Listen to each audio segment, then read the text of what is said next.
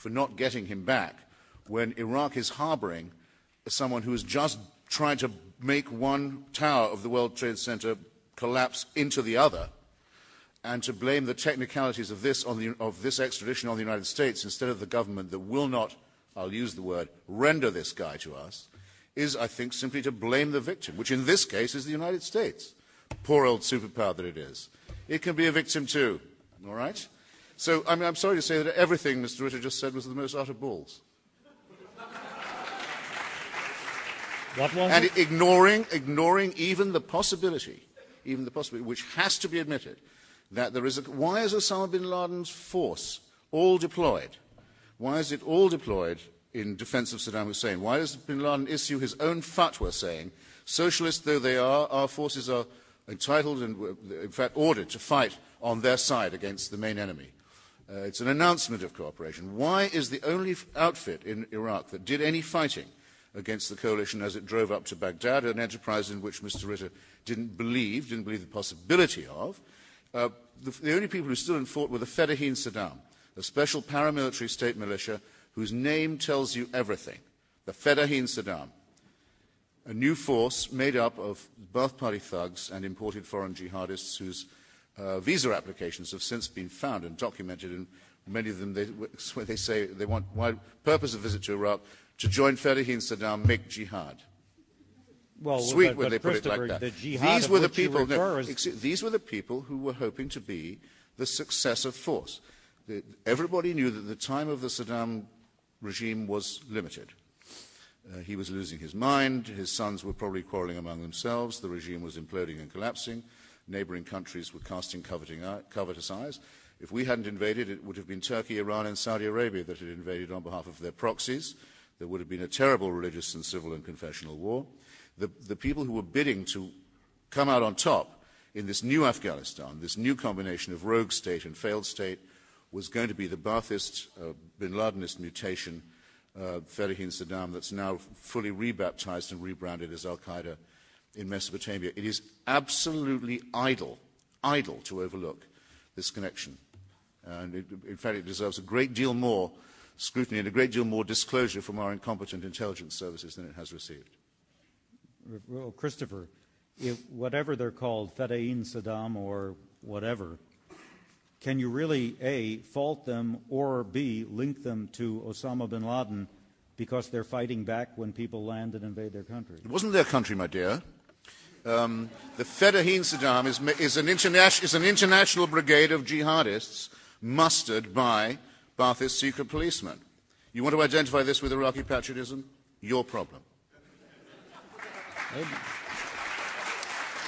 Another question, and then we're going to get to the people's questions. Is it possible?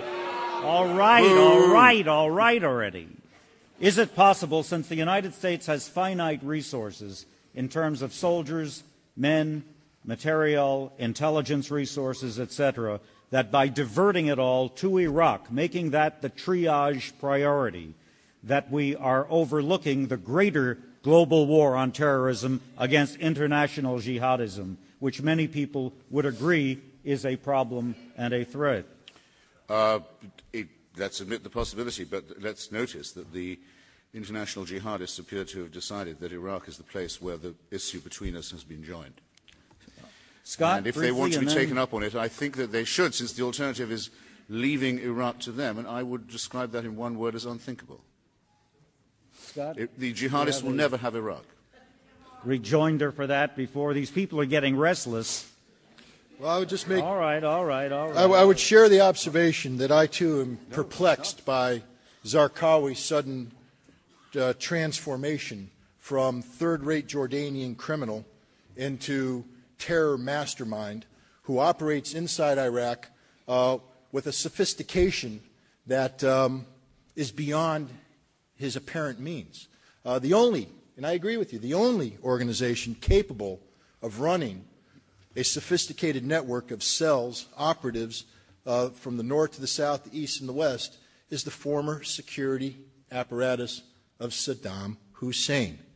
And this is where we now part ways. Because, you see, I think the CIA, this agency that we both share somewhat of a disdain for, has learned in the aftermath of the occupation of Iraq that Saddam Hussein had been preparing for the eventuality of an American occupation for some time, and in fact instructed his security apparatus to melt back in to the nation awaiting the occupation, and then to seek to use the classic approach of terrorists. How do you defeat an occupation? You must first of all make sure that the occupation does not win the hearts and minds of the people of Iraq. You do this by inflicting terror, chaos, anarchy. And they do this very well, but they will never win the hearts and minds of the Iraqi people if the terror, chaos, and anarchy is linked to the former Ba'athist regime or whatever new version of how they want to call themselves. They must create a proxy.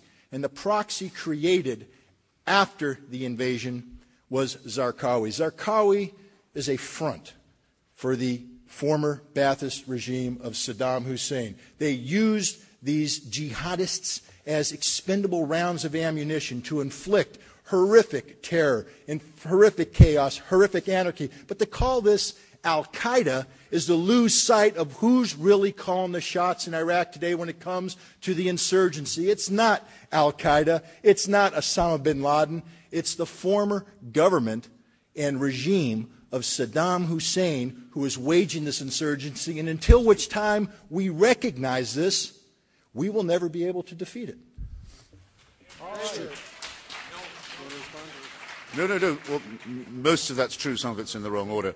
The only word that's wrong is when you say it's after. The collusion with Zarqawi began before, which is why it's important to notice that Saddam's regime was the patron of jihad.